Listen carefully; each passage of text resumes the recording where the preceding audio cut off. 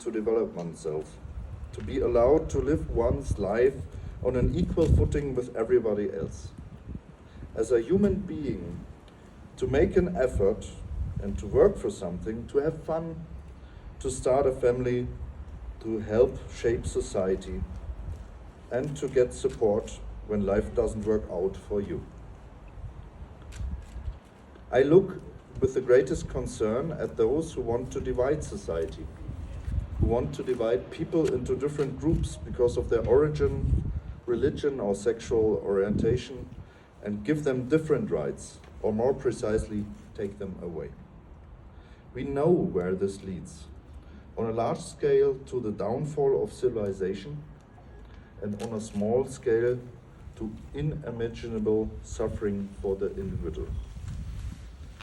The relentless state apparatus of the National Socialists and their compliant enforcers first took away Clementine and Max Krämer's rights and freedom, and finally their lives.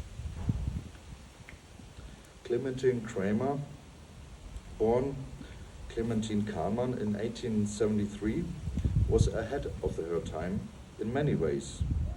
As a women's rights activist, she fought for women's suffrage and against discrimination. She was also heavily involved in Jewish social and educational work. In 1891, she married Max Krämer. In 1937, the couple had to leave their apartment here in Trautenwolfstraße at the instigation of the Reich Trustee of Labor, Reich Verwaltungs für Arbeit, for the economic area of Bavaria, who moved in instead. Max Krämer died in Munich in August 1939 at the age of 75.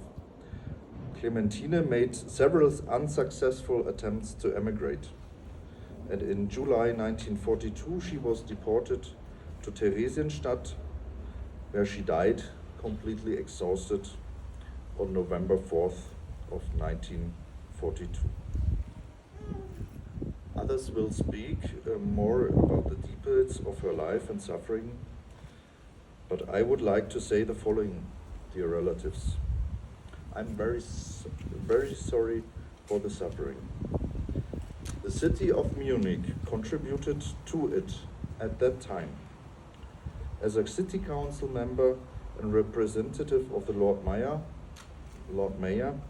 I apologize most sincerely here and now for the suffering inflicted by our beloved city to your ancestors.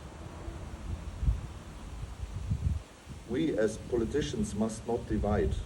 We must continue to fight with commitment the everlasting task of reducing inequality and injustice in order to take away the ground from the dividers. And part of that mission is to remember. We in Munich have learned.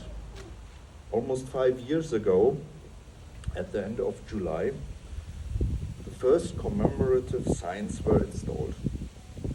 The design of the memorial was controversial at that time for a long time, and it took a lot of effort to find a good compromise.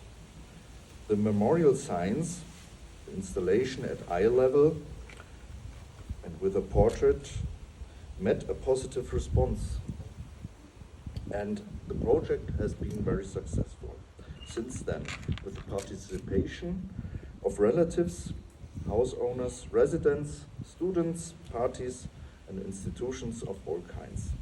The broad social commitment is an essential characteristic of this project. In the meantime, there are 193 memorial signs at 82 different locations in Munich, and there are still 158 ongoing personal applications. At the same time, or in the last years, in Munich we have built the synagogue in the heart of the city, built the Jewish Museum, and established the NS Dokumentationszentrum, a National Socialist Documentation Center, and we strongly cultivate the culture of remembrance while the contemporary witnesses become fewer and fewer. And this here, with the memorial signs, is how the large institutions at the city center combine with decentralized commemoration in the suburbs and the quarters of Munich. Commemoration and remembering comes to the people. And that is the strength of this form of remembrance. Never again, so the slogan goes, should racism and anti-Semitism be allowed to spread in Germany. But unfortunately, we are seeing this in these times in which the number of incidents with an anti-Semitic motivation is rising massively, and in which democracy is no longer seen by everyone as a defining guarantee of our lives and our society. It is up to us, Democrats, to stand up against these trends and take action against any hate and racism. Munich is diverse and should stay diverse. These memorial signs are just one small step on this path to protect our democracy. We have taken it together today, just as we have done it at more than 80 sites in Munich, where nearly 2,000 women, men and children are now memorialized, who were cruelly deprived of their lives because of Nazi persecution.